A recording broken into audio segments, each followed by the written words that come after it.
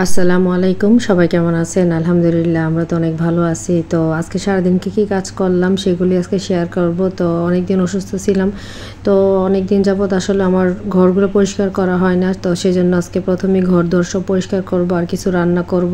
আর কার জন্য কি রান্না করব সব কিছুই থাকবে ভিডিওটিতে, তাহলে অবশ্যই পাশে থাকতে হবে আর দেখতে হবে আজকে সারাদিন আমি কি কাজ করতেছি। তাহলে চলুন কাজগুলো শুরু করা যাক। তো প্রথমে আমি আমার রুমে পরিষ্কার করতে চলে আসছি, কারণ ঘর পরিষ্কার না থাকলে আসলে কোনো কিছু ভালো লাগে না, আর ঘরগুলো পরিষ্কার থাকলে মনটাও ফ্রেশ থাকে। তো আমি তো প্রতিদিনই একই কাজ করি, সকালে উঠেই আগে বিছানার চাদরগুলো ঠিকঠাক করে ঘর দর পরিষ্কার করে মুছে ঝেড়ে তারপরে আমি আমার রান্নার কাজগুলো শুরু করি। তো আজকে আমি মূলত প্রতিটা রুমে চাদর চেঞ্জ করছি, চেঞ্জ করে সব কিছু মুছে পরিষ্কার করে তারপরে আমি কাজ শুরু করছি। তো প্রতিটা কোণায় আসলেই ভালোবাসা লুকিয়ে থাকে, আর আপনার ঘরটা যখন পরিপাটি থাকবে দেখবেন আপনার হাঁটতেও ভালো লাগে, সেখানে থাকতেও খুব বেশি ভালো লাগে। তো আমার মতন প্রতিটা নারী ঘরদোর পরিষ্কার করতে আসলে ভালোবাসেন, আর ঘরদোর পরিষ্কার থাকলে আসলে মনটাও ভালো লাগে। তো আসলেই আজকে অনেক কাজ করে ফেলছি। তো তারপরে চলে যাব রান্নার জন্য। তো এখানে ডাইনিংয়ের জন্য আমি ডাইনিংয়ের একটা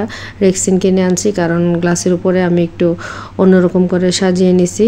আর ওই যে হচ্ছে আমার অ্যাকোয়ারিয়ামে দুইটা মাছ আছে, এই দুইটা মাছের নাম দেওয়া হয়েছে তিরিং বিরিং।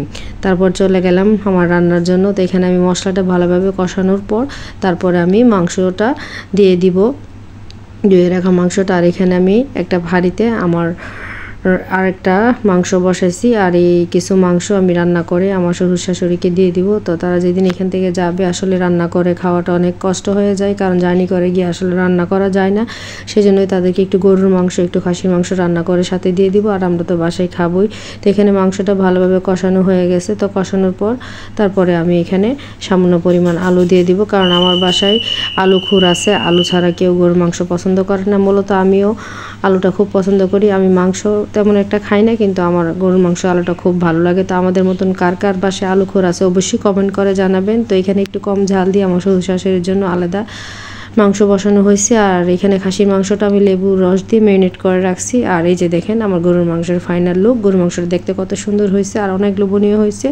তো এরই ফাঁকে রায়ানের বাবা আসছে বিকাল প্রায় সন্ধ্যার সময়। তো ওনাকে জিজ্ঞেস করলাম কী খাবে, তো উনি রুটি খাবে, ওনাকে রেডি করে দিলাম। তারপর আমি চলে গেলাম খাসির মাংসটা মশলাটা কষানোর পর তারপর আমি এখানে মাংসটা ভালোভাবে আবার ধুয়ে পরিষ্কার করে তারপরে কষানোর জন্য দিয়ে দিছি। তো এখানেও আমি কিছু আলু ইউজ করব। তো এই যে দেখেন আমার খাসির মাংসের ফাইনাল লুক।